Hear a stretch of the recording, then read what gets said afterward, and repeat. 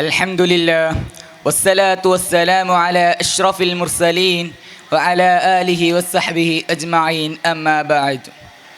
UHSSൻ്റെ ഇൻഫോറിയത്തിൻ്റെ പ്രൗഢഗംഭീരമായ ഈ വേദിയിൽ എൻ്റെ ശബ്ദം ശ്രവിക്കുന്ന മാന്യ വ്യക്തിത്വങ്ങളെ, എനിക്കിന്ന് നിങ്ങളുമായി സംവദിക്കാൻ ലഭിച്ച വിഷയം അനാഥ വോട്ടുകൾ ഇന്ത്യൻ ജനാധിപത്യം ബലികഴിക്കപ്പെടുന്നുവോ എന്നതാണ്. നാഥൻ തൗഫീഖ് നൽകുമാറാവട്ടെ, ആമീൻ. ഈ മഹത്തായ രാജ്യത്തിൻ്റെ ജനാധിപത്യത്തെയാകെ വലിച്ചു കീറിയ നാളുകളായിരുന്നു അടിയന്തരാവസ്ഥയുടെ ഇരുണ്ട ദിനങ്ങൾ. അതിനു കാരണം ജനാധികാരം കൊള്ളയടിക്കപ്പെട്ടു എന്നത് തന്നെയായിരുന്നു. ജനാധിപത്യത്തെ വിശ്വസിക്കുന്ന ഒരു പൗരനെ സംബന്ധിച്ചിടത്തോളം ഏറെ വേദനയോടെയല്ലാതെ ആ നാളുകളെ ഓർക്കാൻ കഴിയില്ല.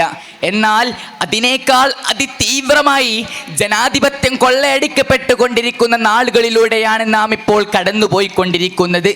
ജനങ്ങൾ രേഖപ്പെടുത്തുന്ന സമ്മതിദായകമാണ് ജനാധിപത്യത്തിൻ്റെ കാതൽ. നിർഭയമായി നീതിപൂർവം അത് വിനിയോഗിക്കപ്പെടുമ്പോൾ മാത്രമാണ് ജനാധിപത്യം എന്ന പ്രയോഗം നിലനിൽക്കുകയുള്ളൂ. എന്നാൽ അത്തരമൊരു പ്രക്രിയയിലാണിപ്പോൾ കടുത്ത അനീതി നടന്നുകൊണ്ടിരിക്കുന്നത്. സായുധമായ അട്ടിമറിയല്ല ഇവിടെ സംഭവിച്ചിരിക്കുന്നത്. നേരെ മറിച്ച് സ്വതന്ത്രമായി ഒരു ഭരണഘടനാ അസ്തിത്വമുള്ള ഒരു രാജ്യത്തിൻ്റെ പരമപ്രധാനമായ ഭരണഘടനാ സംരക്ഷണ ഏജൻസി നിയമത്തിൻ്റെ ദുർവ്യാഖ്യാനത്തിലൂടെ നടത്തിയ അട്ടിമറിയാണ് ഇവിടെ വെളിച്ചത്ത് വന്നിരിക്കുന്നത്. നരേന്ദ്രമോദിക്കും സംഘ് പരിവാറിനും മൂന്നാം ഊഴം നൽകിയ ജനവിധി മോഷ്ടിക്കപ്പെട്ട ജനവിധിയാണെന്ന് ഇന്ത്യയുടെ പ്രതിപക്ഷ നേതാവ് രേഖകൾ സഹിതം വെളിപ്പെടുത്തിയിരിക്കുന്നു. ഇന്ത്യ ചരിത്രത്തിൽ തന്നെ ഇതാദ്യമായി തിരഞ്ഞെടുപ്പ് കമ്മീഷനും അതിൻ്റെ അധ്യക്ഷനും പ്രതിക്കൂട്ടിലായിരിക്കുന്നു. കാവൽക്കാരൻ തന്നെ കട്ടു എന്നത് ഏറെ ഭയാനകമായ സ്ഥിതിവിശേഷമാണ്. ഭരണകൂടത്തിന് ഇടപെടാൻ കഴിയാത്ത വിധം തിരഞ്ഞെടുപ്പ് കമ്മീഷനിൽ നിക്ഷിപ്തമാണ് വോട്ടർ പട്ടിക തയ്യാറാക്കാനുള്ള പരമാധികാരം. അർഹരായ ഒരാളും പുറത്തു പോകാതെ കള്ളവും ചതിയും തടഞ്ഞ് അത് തയ്യാറാക്കേണ്ട ഉത്തരവാദിത്വം പൂർണ്ണമായും അവരിൽ നിക്ഷിപ്തമായതാണ്. എന്നാൽ അത്തരമൊരു പ്രക്രിയയിൽ ഇപ്പോൾ കടുത്ത അനീതി നടന്നുകൊണ്ടിരിക്കുകയും സുതാര്യമായും ശ്രദ്ധാപൂർവവും നടപ്പിലാക്കേണ്ട അത്തരമൊരു സംവിധാനത്തിൽ തിരഞ്ഞെടുപ്പ് കമ്മീഷന്റെ ഗൂഢാലോചനയോടെ കൂടി തന്നെ നടന്ന അട്ടിമറി രാജ്യത്തിന് അംഗീകരിക്കാൻ പറ്റാത്തതാണ്. ഇന്ത്യൻ ജനാധിപത്യ രാജ്യത്തിൻ്റെ മഹാപരീക്ഷണശാലയായ ബീഹാറിലാണ് അത് ക്രൂരമായി നടന്നത്. ബൂത്തടിസ്ഥാനത്തിൽ വോട്ടു ചേർക്കലും വോട്ടു വെട്ടലും നടന്നു. അതോടൊപ്പം തന്നെ സംഘടിതമായി ആൾക്കടത്ത് എന്ന കുറ്റകൃത്യം നടക്കുകയും തിരഞ്ഞെടുപ്പ് കമ്മീഷന് അതിനെ കുടപിടിച്ചു എന്നതുമാണ് ഏറെ ഗൗരവതരം. തിരഞ്ഞെടുപ്പ് കമ്മീഷൻ എങ്ങനെ രൂപീകരിക്കണം എന്ന ഭരണഘടനാ താൽപര്യത്തെ അട്ടിമറിച്ച് അതിനെ ഭരണകൂടദാസന്മാരാക്കി മാറ്റിയ സംഘ് ഭരണം അതിൻ്റെ വിളവെടുപ്പ് നടത്തുന്നു എന്നതാണ് നാം ഇതിലൂടെ വായിച്ചെടുക്കേണ്ടത്. സ്പെഷ്യൽ ഇൻറ്റൻസീവ് റിവിഷൻ എന്ന മാരകായുധമാണ് തിരഞ്ഞെടുപ്പ് കമ്മീഷൻ ബീഹാറിൽ ഉപയോഗിച്ചത്. ആധാർ പൗരത്വരേഖയിൽ എന്ന തിട്ടൂരം 62 ലക്ഷത്തോളം വോട്ടർമാരാണ് നിന്ന നിൽപ്പിൽ ബീഹാറിൽ മാഞ്ഞുപോയത്.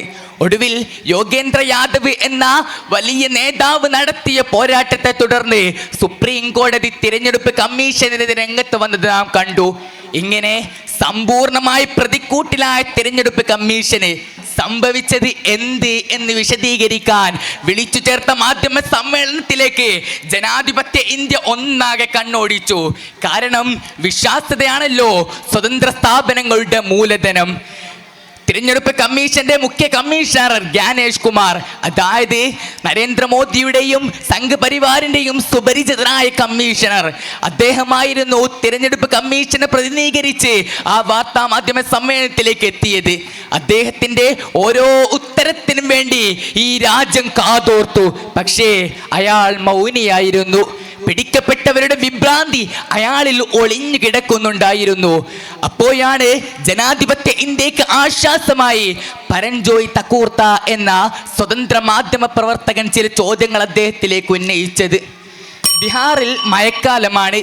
ഈ മഴക്കാലത്ത് ഇത്ര ധൃതിപ്പെട്ടത് സ്പെഷ്യൽ ഇൻറ്റൻസീവ് റിവിഷൻ നടത്താൻ കാരണം എന്താണ്? സുപ്രീം കോടതി താങ്കളോട് ചോദിച്ചല്ലോ. ബീഹാറിൽ എന്തിനാണ് 62 ലക്ഷത്തോളം വോട്ടർമാരെ പുറത്താക്കിയത്? മാത്രമല്ല മഹാരാഷ്ട്രയിൽ പുതുതായി ചേർക്കപ്പെട്ട 40 ലക്ഷത്തോളം വോട്ടുകൾ, അതിൽ അസ്വാഭാവികതയില്ലേ?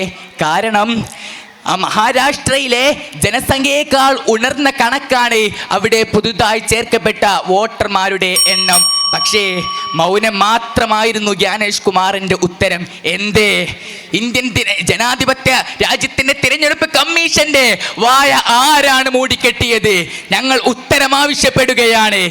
ഈ രാജ്യത്തിന്റെ ജനാധിപത്യത്തെ വീണ്ടെടുക്കാനുള്ള പരിശ്രമത്തിൽ നാമും പങ്കാളിയാവുക എന്നോർമ്മപ്പെടുത്തിക്കൊണ്ട് ഞാൻ എൻ്റെ വാക്കുകൾ ഉപസംഹരിക്കട്ടെ. വആഖിറു ദഅ്വാനാ അനിൽ ഹംദുലില്ലാഹി റബ്ബിൽ ആലമീൻ. അസ്സലാമു അലൈക്കും.